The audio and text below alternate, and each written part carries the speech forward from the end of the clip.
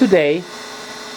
It is the 8th of February 2024. This is an additional explanation on YouTube, which is following my photographic explanations on the web of last week.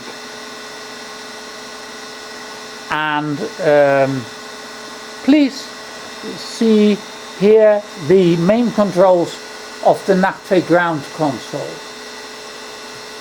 Here you have this the LB2 oscilloscope control screen. Here is the Nachtfee command compass, which is now being set due south, and that is corresponding with this signal. You can see here, now I give an order, or this or whatever I can set at will of the system, but most easy to understand is showing due south. The aircraft which has to be controlled is, as you might hope, is constantly increasing with increasing distance from the control station. And that means the range between the ground station and the aircraft is increasing. The whole system is being based upon time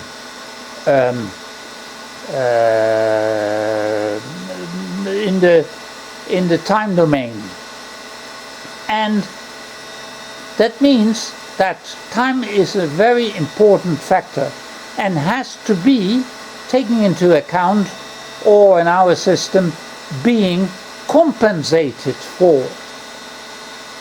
That means we have here a control that is a so-called range offset. Here is the range scale. It is now about 445 kilometers or so. And it is being monitored or calibrated, the range offset, by a very smart means. One time base is being painted from left to the right. It is a dual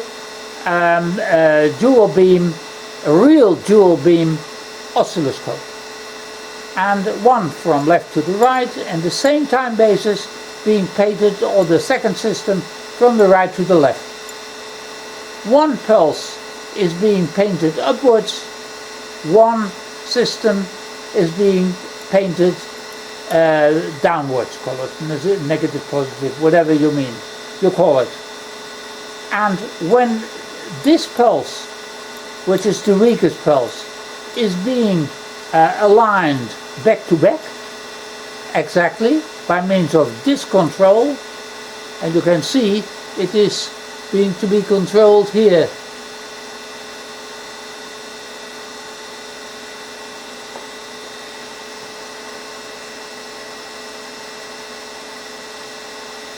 Then you can see that this pulse is just being equal to this order pulse. This is only possible when the system is compensated for the range offset. Another complication could be, and is actually, the knowledge of the time base, passing through 0 degrees. Or everything is based upon sine waves. This is a sine wave, so it is non-linear. Painting here 2 sine waves, and this is a Lisa Joule painted, a sine and a cosine projected under an angle of 90 degrees, the first order Lisa Joule, and that is generating a circle. Also important is, so as we have already noticed, that the knowledge, essential knowledge of the aircraft time-based pulse.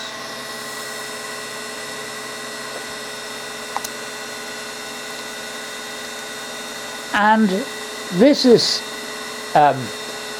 the 0 degrees pulse of the aircraft. This is being transmitted via one of the cables here and is being fed onto the transponder and also being transmitted towards the ground. And you might see here that the pulse here, the Nachtfee pulse, is running away about. And that is being caused by the difference of time base in the simulated aircraft, the generator, the synthesizer on top, and the time base inside the Nachtfee, which is here based upon a rubidium standard, which is far more stable than the quartz time base in the synthesizer.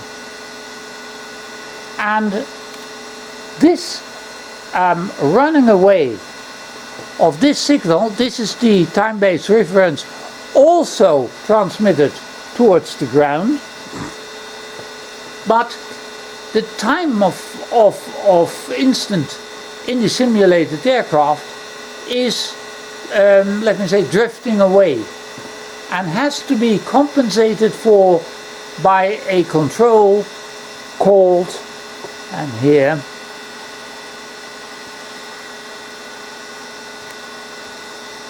the phase control. So this is the drifted away pulse, which is originating from the aircraft time base. And please view it here. And it is always intriguing that you can rotate it, whereas this is about stable. That it is not 100% stable is due to small errors inside the circuitry, but never mind. And when, from experience over the long time, when this pulse is being set, say 5 or 6 minutes, 7 minutes past the hour, this is 0 degrees, this one, then it is